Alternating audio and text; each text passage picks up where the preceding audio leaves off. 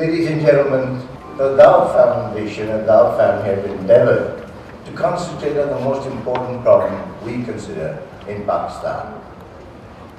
If we want to grow our country, if we want to develop, if we want to become one of the most important nations within the community of nations, it is absolutely imperative that we develop our talent, our people. And this is what this school is all about. Developing talent, developing leadership. It's absolutely imperative that all of us, in our every waking moment, realize the importance of this. And to give a few statistics, you know, we have 10,000 births a day. That's 400 an hour. Can you imagine trying to set up a school for 400 students every hour? Those are the challenges that we have to face. We'll be spending here 1 hour, we should have built a school for 400 students. No country in the world can afford to do that, or has the resources to be able to keep up with that pace. So we've got to work together. We've got to work in a way in which we can apply our knowledge, our experience, our education, our background, our commitments, our opportunity to try to help others and to develop our human resources within Pakistan. Ladies and gentlemen, this is a lifelong commitment, and I urge and encourage every one of you to commit to that.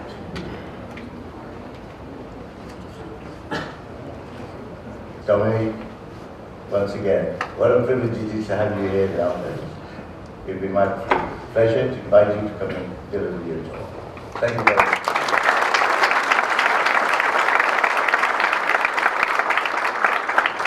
Thank you very much, Hussain, again, for inviting me to be here and instigating me to be in Pakistan.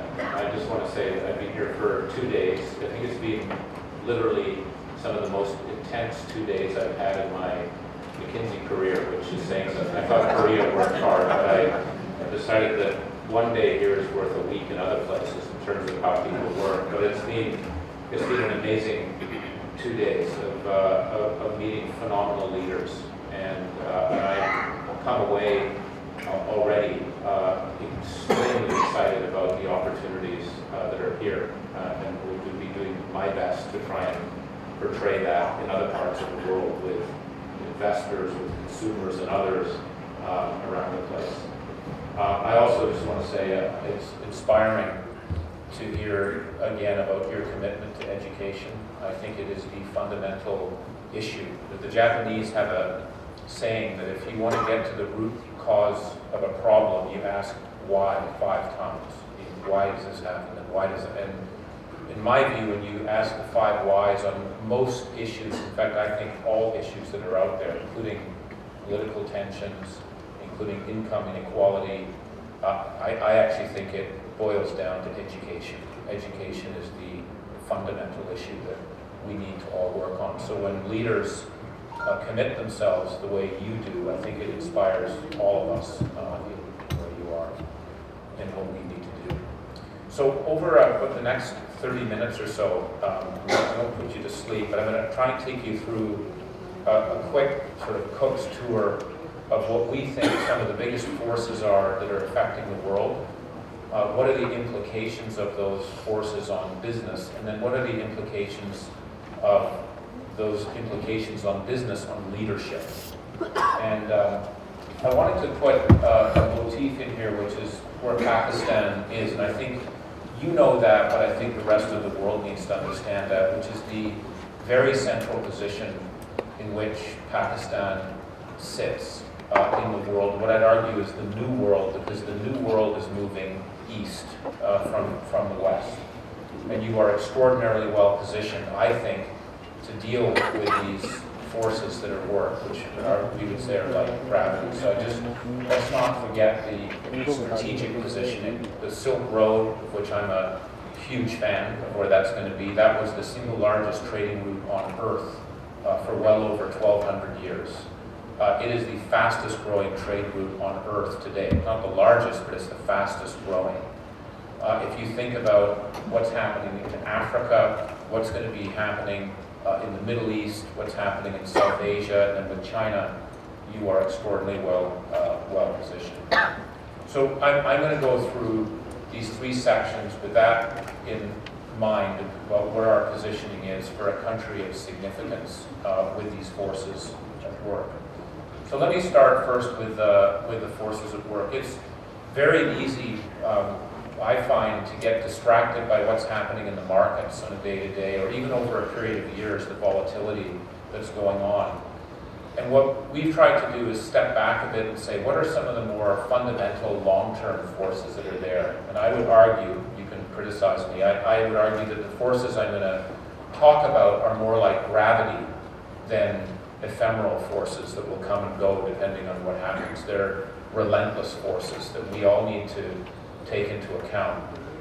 And there are four of them. I'm going to spend more time on the first two, which is the rise or re-rise of the emerging markets. I mean, we are here in I think, one of the most attractive markets. I'm going to talk a bit why I say that. We're going to talk about the power of disruptive technologies. It's my view that we are in the early chapters of a 100-chapter book on technology revolution. We've seen a lot of change, but we ain't seen nothing yet. I'm going to talk about some of those changes that are underway. There's an aging of the world that is going on. While this country is, in my view, fortunate to be a very young country, unfortunately for most of the rest of the world, we're getting a lot older. And that has a lot of implications on productivity growth for countries, on healthcare costs and so forth. As I always say, though, as I get older, I tend to think it's a good thing that we have more older people, but older people cost a lot too if we don't think about it. So there's going to be a desire for places where there are a lot of young people. And we are a more integrating world, especially now with data and human flows as opposed to the typical trade and capital flows. So those are the four forces that I'm going to quickly bang through. The first thing I just want to say is if you look at a 2,000-year time frame and you were able to balance a piece of paper and say that was the Earth, and made the Earth flat, where would the natural balance point be where you'd have equal side on the left and the right? And in the year zero, it was roughly near Afghanistan. That was where the center was. There was obviously a very strong Chinese economy, and actually Indian economy was there, or that in its region.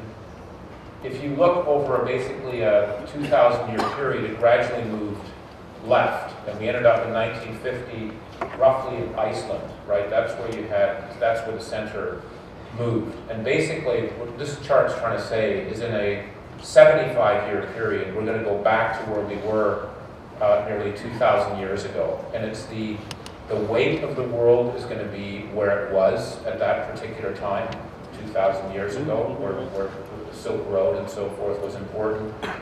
But the key thing here is the speed with which you're moving back. We haven't seen that. And what's the reason for that? We would argue that it's urbanization. Urbanization is a gravitational force. And if you look at what's happening in well over 800 cities around the world today, we are seeing a relentless move of people from rural areas to cities. In China, it's about 20 million people a year that are moving from rural areas to cities. And those people move irrespective of policies that are in place. In China, I was there when SARS was there, which was a very serious endemic that had to be dealt with. There were 22 million people that moved in that year. During the H1N1 virus, 25 million people moved during that year. During the great financial crisis, 24 million people moved through the process. When the Communist Party said, we don't want any more people to be moving from rural areas to cities, 23 million people moved. It's relentless. And China is only 54% urbanized. This game is only near the halfway point, if you will, in that economy. And what happens when people move from rural areas to cities, typically, is they become middle class, right? There is a lot of work that's being done on the role that cities play in moving people up the chain.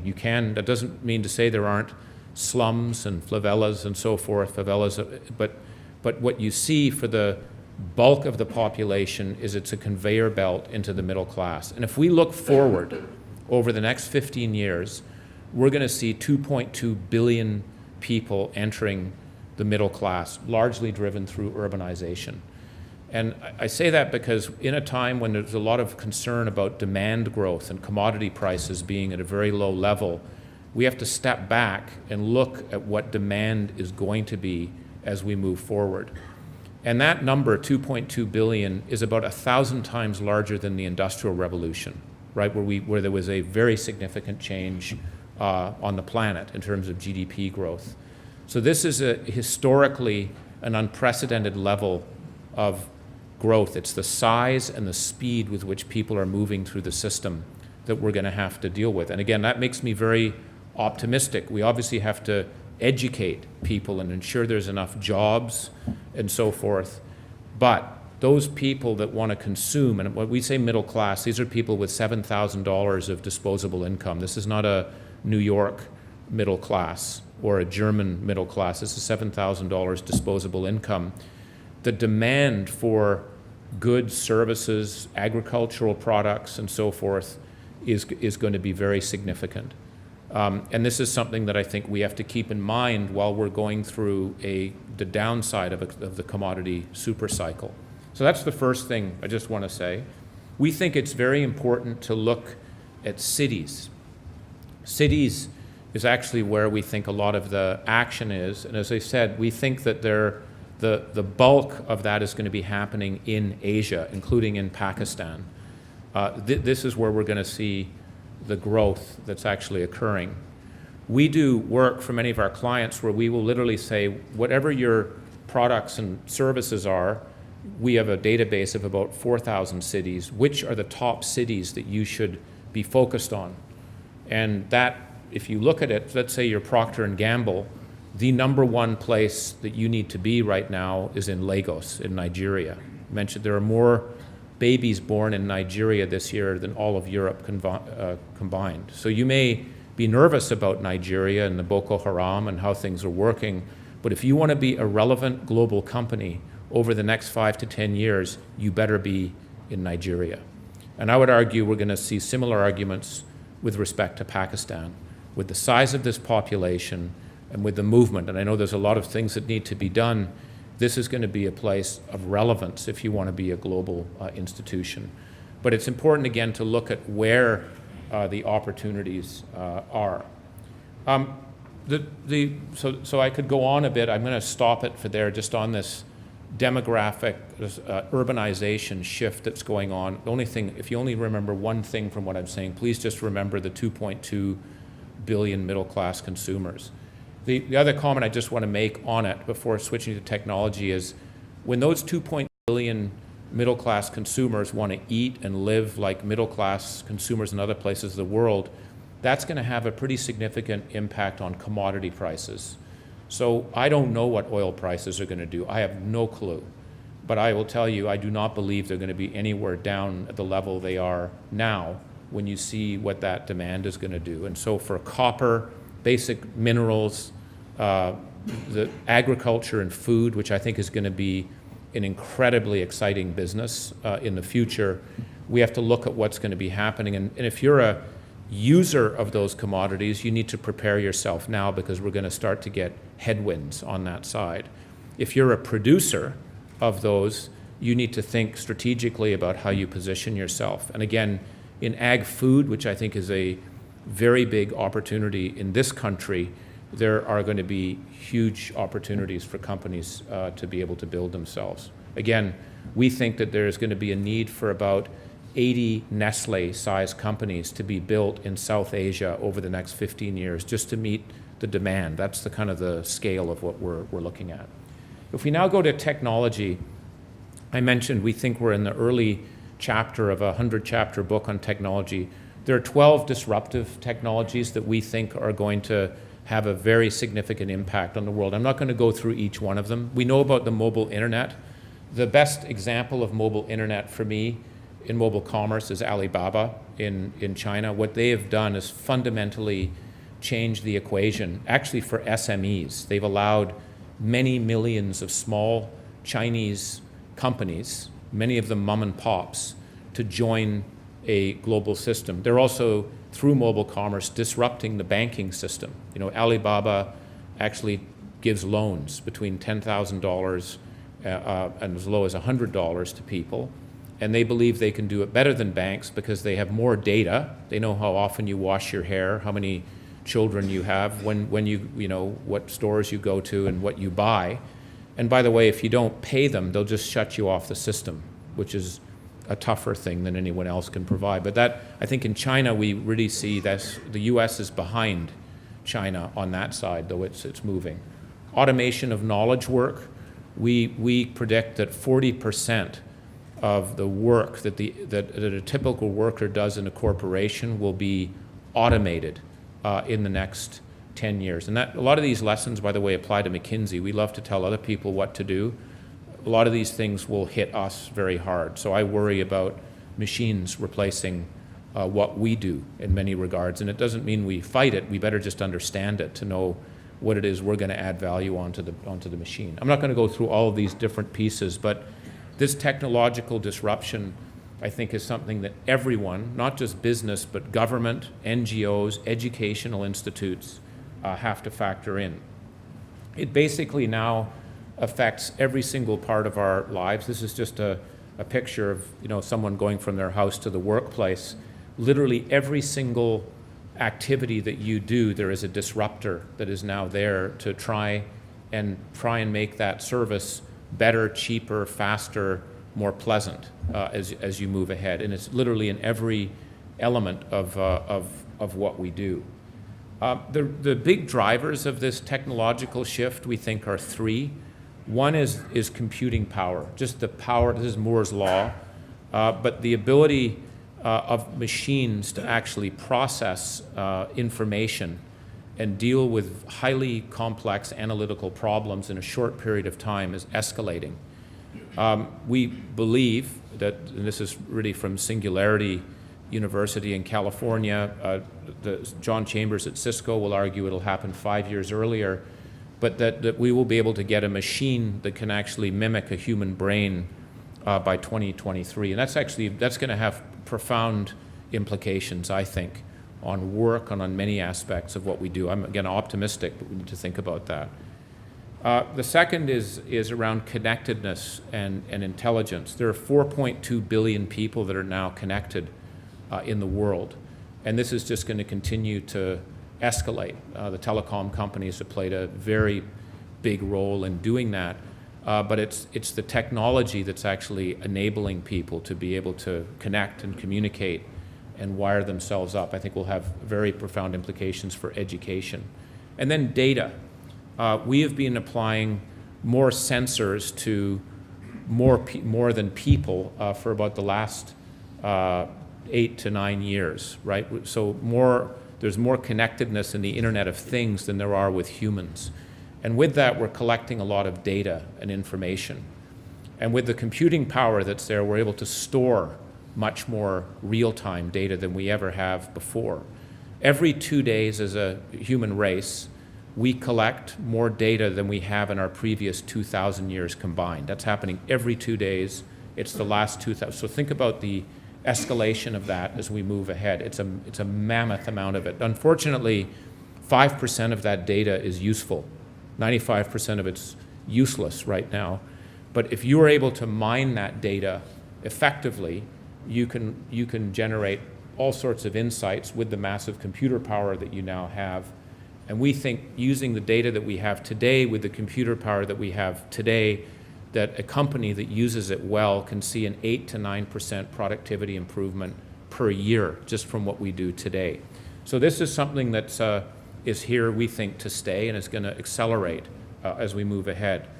One of the ways I look at computing power is, again, trying to relate it not on Moore's law, which is obviously a well-known and understood piece, but more on what a computer can actually do. And we are today at the level of a mouse brain, which I don't want to say is to underestimate how complex a mouse brain actually is. That's a big achievement.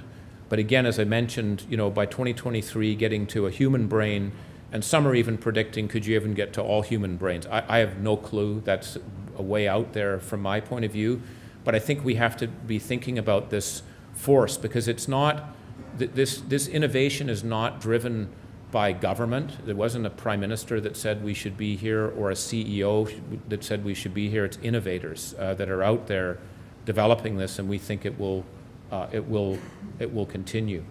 I mentioned that on the devices that we've actually passed the case where now we have more devices that are connected than humans. That will continue as we move through time, and this is going to have a lot of implications on orthodoxies that we typically hold. So the idea, I was taught in my business school training, that you had to own assets to be able to leverage their value. Well, that doesn't quite equate for the people that developed Airbnb or Uber and so forth. I'm going to use other people's resources to be able to create value. That just wasn't taught. Marginal costs typically were greater than zero. Well, there are a large number of apps and business services that are actually provided, where actually the more people that use it, in a sense, the more effective and lower cost it actually becomes. Navigation tools, maps, and so forth are examples of that. The idea that you had to own employees, if you will, or control them, is another area that we're having to challenge ourselves on. And then the notion, too, that you can see your competitors and where they're coming from. And I'd argue the thing that's a bit frightening if you're an incumbent business like ourselves is often your competition doesn't come from people that are in your industry. It comes from another part of the world. And so, again, one of the things I remember having a discussion with the CEO of Nestle, talking about the biggest competition for him in many African countries that they operate in is not Unilever or Procter & Gamble or Mars. It's actually Vodafone. Because if someone has an extra, I'm using cents, shillings, whatever you want to use, if I have that extra 5 cents, the person has a choice between buying a candy or getting an app on their phone. And we never planned it that way. Another example that's not in business but in another world is, if you are a leading cardiac surgeon in the United States right now, you probably don't think too much about driverless cars. It's interesting to read in Time magazine and so forth. I would argue you better read about it, because 90% of the hearts that are provided for people in heart transplants comes from car accident victims, unfortunately. So your supply, if I might say, of hearts is going to potentially be disrupted. And again, that's not typically taught in medical school, to be thinking about things like that. So we need to think cross-sector, like in a more intensive way, and we need to think about how this is going to be applied to everything that we do. This is an example just in the dairy and beef industry, livestock. Sensors are being put on cows, dairy cows and beef cows. The sensors are able to detect changes in the proteins and so forth in blood to know whether a cow is going to be pregnant in a certain period of time, whether they're at peak milk production cycle or not, whether you should be bringing them back and so forth. So the amount of automation and data that's being created, even in something as basic as you might say as livestock, has escalated. And there's lots of opportunities, business opportunities, productivity, yield opportunities by applying that to it. One of the biggest examples of a incumbent organization that's had to adapt quickly to this new technology and the Internet of Things is GE. GE, Jeff Immelt will say, is going through their single biggest transformation, and they've done many, as you know, over their periods of time in the last 50 years. And they've decided that they have to become much more of a software house than a world-class manufacturer. And the reason is, and it is when Jeff Immelt explained this to me, he said, if you think about a locomotive, and we're very proud at GE about making locomotives. We put a lot of R&D into our engine power, into the resilience of the wheels and so forth.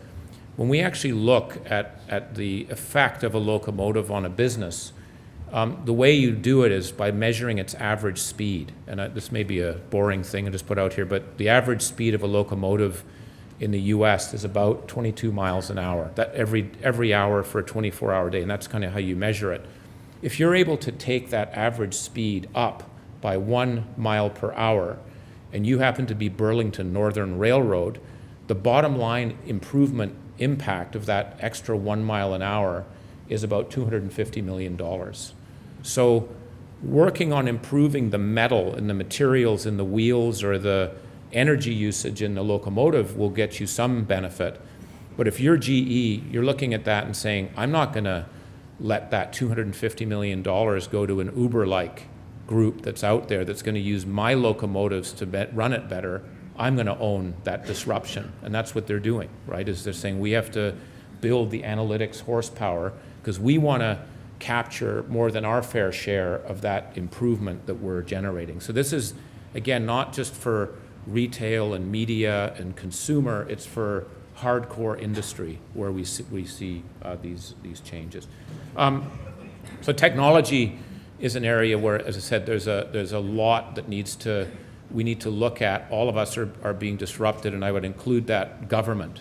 Government needs to think about how we digitize and move things faster. Why does it take 6 months in Massachusetts to get a driver's license when I can get a passport in 10 hours in Malaysia? So it's digitization that's actually driving it. Why is it in Rwanda it takes 6 hours only to be able to get a business started up from scratch, and it takes about 74 days in New York City?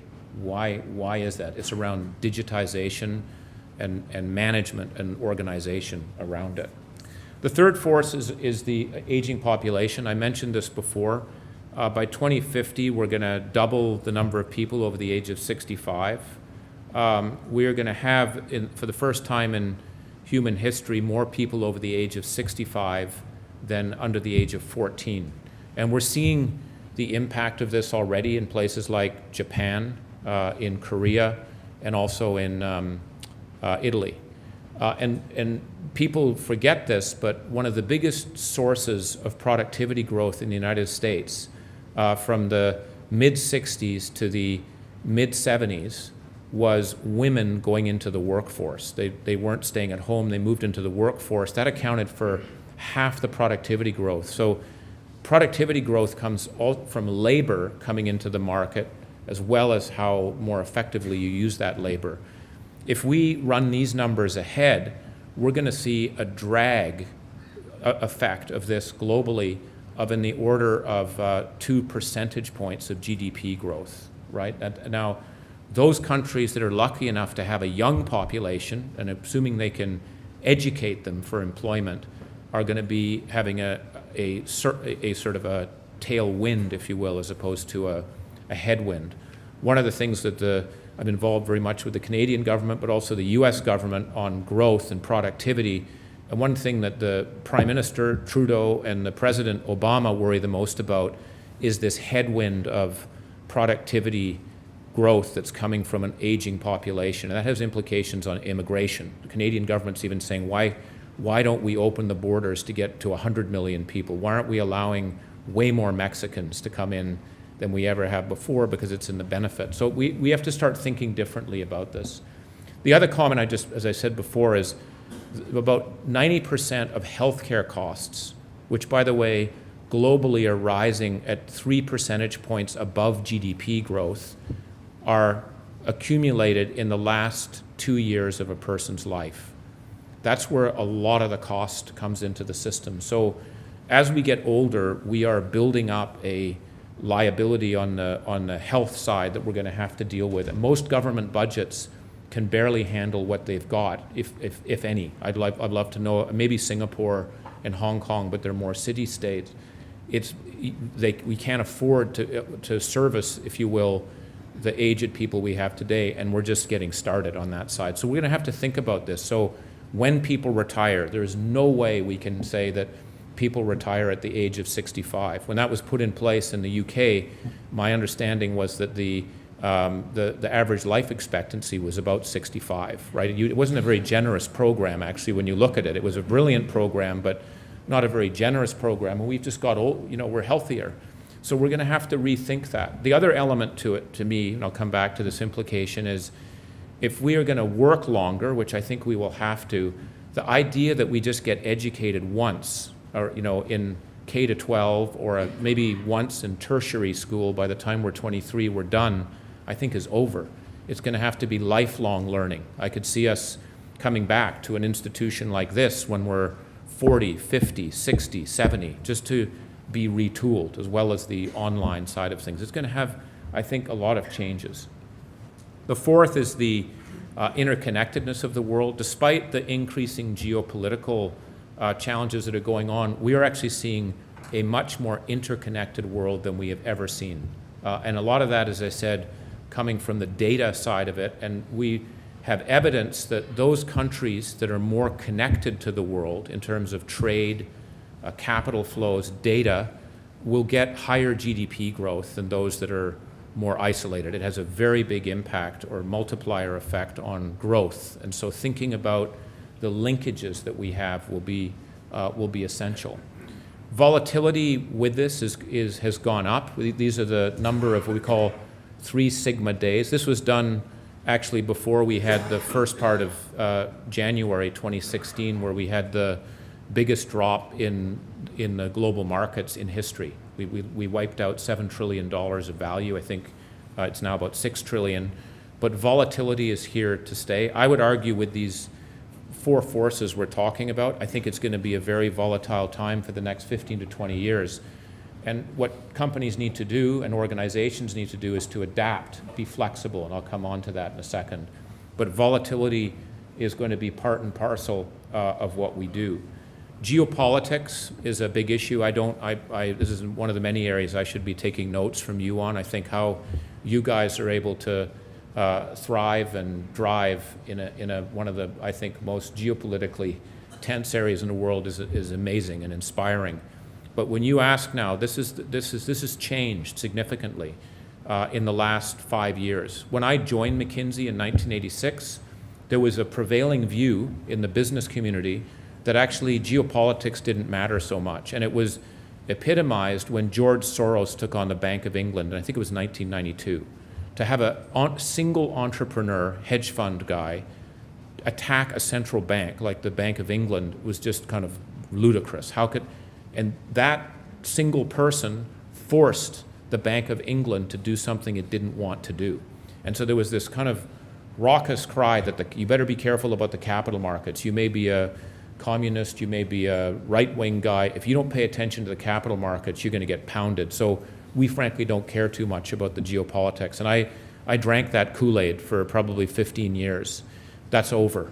We need to be very careful and thoughtful about geopolitics and the effect that it has. And we're seeing that with executives all around the world. And I think what people are beginning to realize, even if you're in Ohio and you don't have any global business, you're making butter for consumers in the United States, you better care about geopolitics, because it's going to affect commodity prices, it's going to affect what your consumers are doing, it's going to affect your cost of capital. This is something we all need to think about. So I hope that's just giving you just a quick tour of these 4 forces that are out there.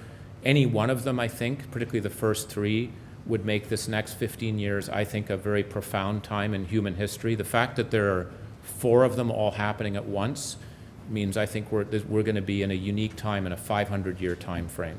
I won't be around in 500 years to tell me whether I'm right or wrong, but it's more to have that mindset, because we're in for some big changes, many more changes than I've seen in my time frame in leadership, and that's what we all need to be prepared for.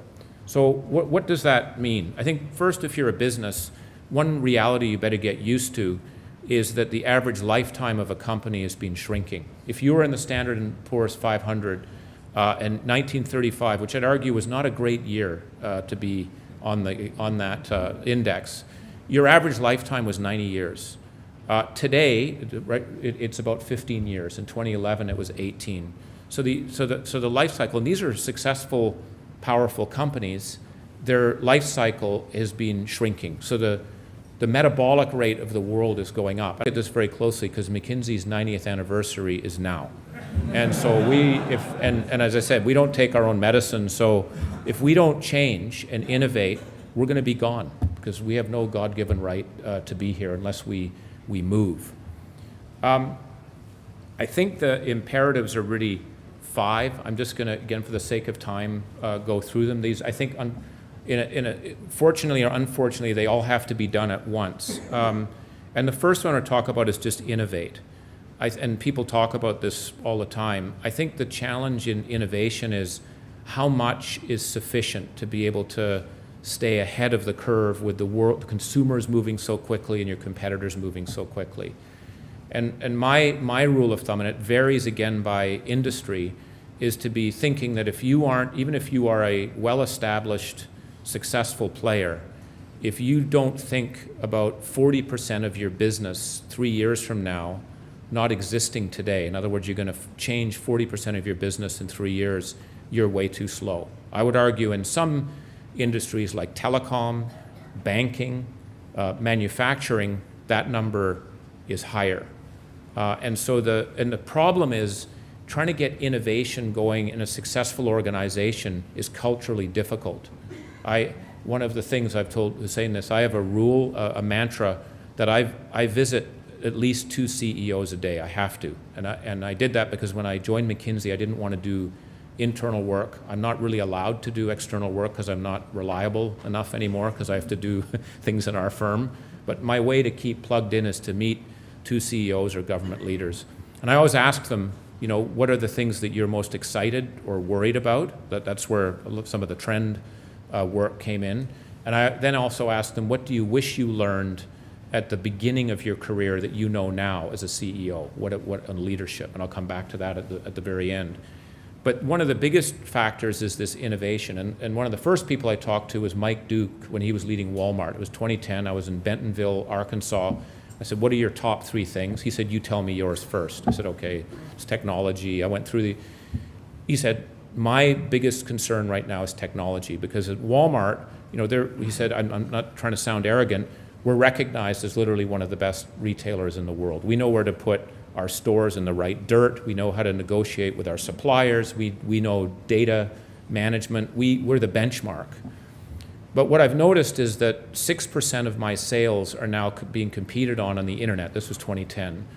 40% of the sales that occur in my store, people look at the internet before they come into my store, right? And he said, so I've got to become a technology company.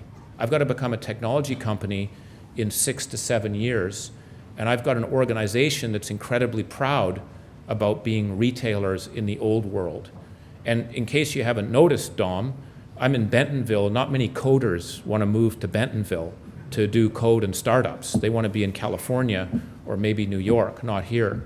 So how do I change my organization that's successful? And that's one of the biggest challenges that I think organizations are going to face on innovation. But I think, again, this is, again, looking at what is the right amount of innovation that you want to drive. I think that has to come from the top of the organization. And then what do you enable? And that has to come from the bottom of the organization. Digitizing, we've talked about that. The digitization element is, again, for everyone. About 2 years ago, 5% of, I would argue, all organizations were being disrupted by digitization. If you look at it today, it's 25%. So it's gone from 5 to 25%. I won't bore you with the details of how we come up with that number, but that's the scale of the change. And it's not just how you deal with the consumer, it's how you digitize your processes and how that works. So what we're finding now is a new CXO role that never existed before, but we think will have to be in all organizations, is the Chief Digital Officer.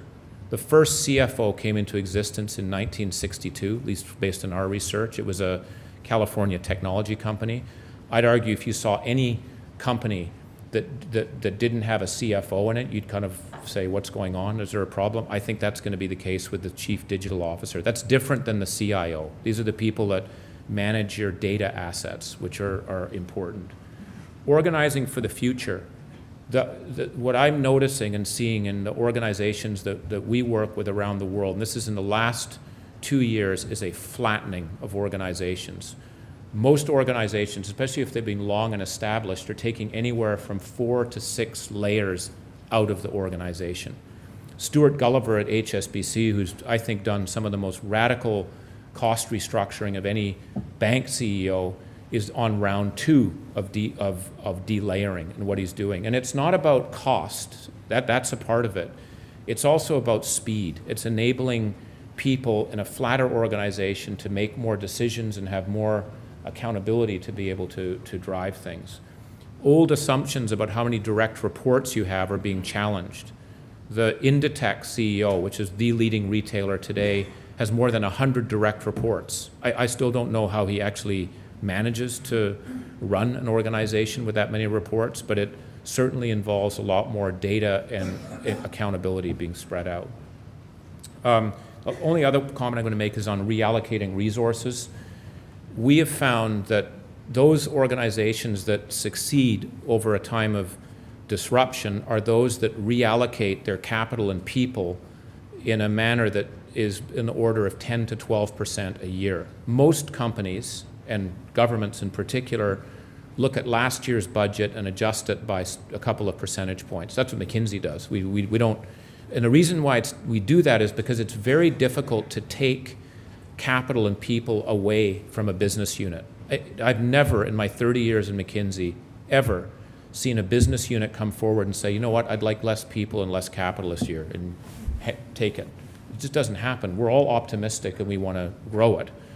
The challenge is organizations need to be much better at reallocating significant parts of capital and people. That's nimbleness. If you're a startup, and we're working with a lot of startups now, particularly in California and China, they reallocate on an 8-week basis. 8 weeks is their cycle time. They don't like 1-year plans and where they move it. So this is going to have some pretty significant implications on how we work and how we manage organizations over time. I think there's going to be implications for emerging markets. I just put here, and I think these relate to Pakistan. You'll have to tell me where I'm off base. I think vocational education is just way underappreciated. It is fundamental to helping provide education for employment, and it's one of the biggest gaps. One of my biggest worries about China is we actually have too many universities. Too many people want to go to university and not to the vocational schools that are actually needed. The notion about thinking about pivotal industries, and this is where, again, if I think about growth opportunities, and there are many in this country that you're already doing a lot of things but just some of the ones I've seen in software, ag food, which often is not seen as a popular or exciting area. These are big opportunities for people to be able to do it. The power, infrastructure, and so forth. But we found that those countries, and I'd say South Korea is a role model of that through the late 60s and the 70s, focusing and then driving the education, the policy, and everything around it to provide the flywheel for other areas is critical. Next generation technology, there is, I think, actually digitization, particularly in government, will lead to even faster productivity and economic growth in this country. Digitizing actually is one of the biggest drivers of getting rid of corruption. It's one of the ways in which you can speed up approval processes as you move through the system, and it provides more clarity. So this is an area, I think Rwanda, to me, is a role model in taking this on. One-stop shop for FDI. I think the Singaporeans do this the best. Their economic development board is like a Procter & Gamble for capital. I happen to be a member of it. What these people, they don't pay you to be a member of this thing, but what they do is they will call you. When I was in London, often I get a call saying, we need you next week to organize a dinner with the following 7 industrialists. And we want to talk about Singapore and why they're not spending time. It was literally like, now don't say it to them that way, please be a little more polite, but that's what we want to do, you do it. So they have a group of 20 people that act in a way as their salesmen, if I could call it that, for trying to attract people and then how they move it forward. A very aggressive, segmented approach to trying to get foreign direct investment in the country. Ease of doing business is absolutely fundamental. I mentioned this, again, how long does it take to start up a business? It's cutting through the red tape and moving things. And then this notion of thinking regionally, not just in your particular neck of the woods, but what's the role in the broader, with this global force of the 2.2 billion, what do you want to do on that front? The last page is just on leadership, and I probably should have spent most of the time on this one. But what I want to say is, I mentioned that I talk to these 2 CEOs or government leaders a day, and I ask them, the second question I typically ask is, what do you wish you learned that you know now for the beginning of your time as a leader? And what I've found, just to cut to the chase, is that it's rare that the comment is on something like what I should have done. I bought a company that I didn't value properly, or I should have changed the compensation system to move it. Those are important things, or I should have relayered my organization. Those are important whats. Those are there. By far the most common comment was around character of leaders, who the leader is. I just want to give a couple of examples of it. This resilience. Jeff Immelt, we were talking about him the other day.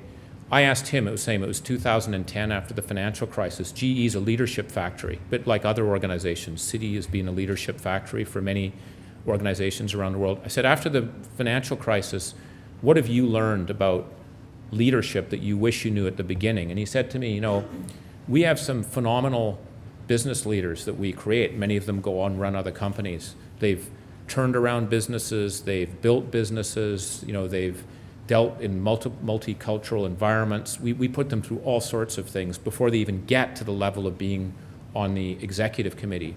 But he said, during the financial crisis, 2 of my people cracked like glass. When the temperature went up to 1,400 degrees, they were paralyzed. And if you recall, GE was literally on a thread, having to get their financing from the Federal Reserve to fund their commercial paper. I mean, they were literally on the brink. And 2 very seasoned senior executives were paralyzed. It's literally paralyzed, like literally had to shake them because they were catatonic in what was happening. And he said, Dom, the problem is you can't turn people up to 1,400 degrees and test whether they can do it. You're going to find out when things really hit the fan. So I said, that's interesting. So what do you do about it? He said, well, what I'm doing about it now is I invite my executives to stay over at my house at least for a couple of nights each year. And I said, so your solution's a sleepover? Is that your model? And he goes, well, what I'm trying to get at is what you need to do is really understand the character of the person, how they informally act versus how they formally act. And I realized that all of our interactions are really around business plans, driving better performance, numbers, not as much around the individual. He goes, it's amazing how little we actually knew about each other as humans, right? And what's driven us and what our parents did or didn't do to us when we were growing up and so forth. And so I'm just saying this resilience is critical. And the ability to be able to deal with setbacks that will happen, and we're going to see a lot more setbacks in the next 15 to 20 years than we have before. How do you deal with that and get back up on your feet? I'm going to spend a bit of time on this because I think we don't spend enough time. We think about growth and innovation, and that's all important. Organizations are going to have to think much more about their shock absorption capability. The chairman of Samsung took me to the tool shed many times when I was in Korea to teach me stuff. Like I would do something and he'd say, you come over here, you'd get the translator. And one of the things I remember he taught me, we were doing risk analysis. It was in 2001. Samsung also went to the brink in the Asian financial crisis. They borrowed in US dollars, floating rates. They didn't have a CFO. We were doing a risk analysis, and we had tons of documents and charts. And he took me, I remember, into a side room, patted me on the head, and he said, I don't like looking at lots of numbers. The way I like to look at it is, are we a 7-torpedo company or not? And I said, is this something to do with North Korea, or am I not trying to? And he goes, no. Risks don't come in nice, sequences, like you get hit by a operational issue or financial. He goes, they clump. So a operational crisis or risk becomes a financial one, which becomes a reputational one, which becomes a people one. And the problem is they all come flying in at once. And so it's how we organize ourselves to handle all this stuff without cratering. That's what we need to focus on. And so resilience, I just want to emphasize, is critical. Selflessness and broad-mindedness. There are one of the areas you look at succession planning. I just want to give one example. In the U.S., there was a guy running Clorox, and I asked him this question, as I said before, and I said, "What have you learned?" He goes, "I've learned now that it's better to be almost Buddhist-like. Don't do something that's good for someone, even without ever expecting to get something back. Because if you do that, good things will happen. If you do it expecting something to happen, it won't. So just be." And I said, "Well, where did you learn that, or why do you think that way?" And he said, "Well, we were thinking about succession, and I spent a lot of time with actually the U.S. Army, because when you become a 5-star general, that's a pretty big decision, right?" So he said, "I went to them with my notebook saying," because there's actually a HR person and others involved. And he said, "I went with my notebook for a 3-hour session." He goes, "It was 15 minutes long." And I said, "Well, what did you learn?" And he said, "At the end of the day, we look at 2 things. One is judgment, and we can see whether someone's got judgment or not. And the second is selflessness. Are they selfless?" And it's just interesting, and again, in different environments, how people, and you can see it. Do people use the word I or we and so forth? So there's a lot, I think, around the character of who leaders are and how they operate that is fundamental to it. The other one, just 2 last ones, telescope and microscope. I learned this actually from Jim Flaherty, who was the Minister of Finance in Canada during the crisis period. And he said, "I wished I had learned at the beginning to be able to put a microscope in one eye and a telescope in the other and not get a headache." Now, I've never done that, and I don't think he ever did that. But the whole concept of being short and long, I think, is a very interesting model. And he said, "I had to always think about we could be in serious trouble in a 2-day period, but I'm also responsible for the economic growth of a country over a 10-year period, and I need to be doing both." Most leaders are good at doing one or the other, not both, and you need to develop both muscles. And the final one is, I'd say, that this chief people officer. I think this is where I go to education.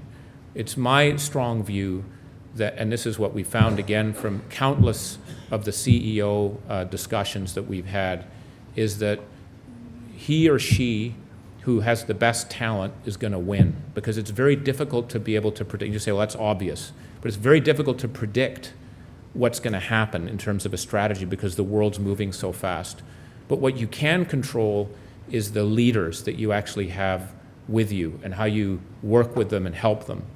We do a retired CEO conference. We do it every 3 years, and the people that go have to have not been a CEO for 5 years, so there's a bit of distance. They're not trying to justify what they did or didn't do. And we ask them, what would you do over again if you could be the CEO again? Always, in every case, I don't care which country you pick, the top 3 are people. I would have moved people out faster. I took too long. It's difficult removing someone, especially if that someone's helped you in doing what you've wanted to do, but they may no longer be relevant for what needs to happen. I would have promoted younger people much faster. Give people more rope earlier to move on. Very young people, give them the room to be able to move ahead. And the third is I would have spent more time in the coaching and interaction with people, because that's really where you get the performance and understanding where they are.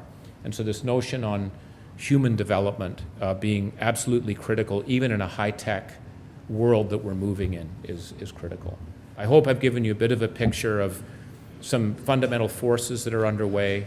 I think they're going to apply to all of us in some significant, we're going to have to think boldly and very differently on some of the very basic assumptions, and it's going to mean quite a bit of difference in terms of leadership. We spend too much time talking about what leaders do versus who they are, and I think who you are is a muscle that can be built over time. Thank you for listening.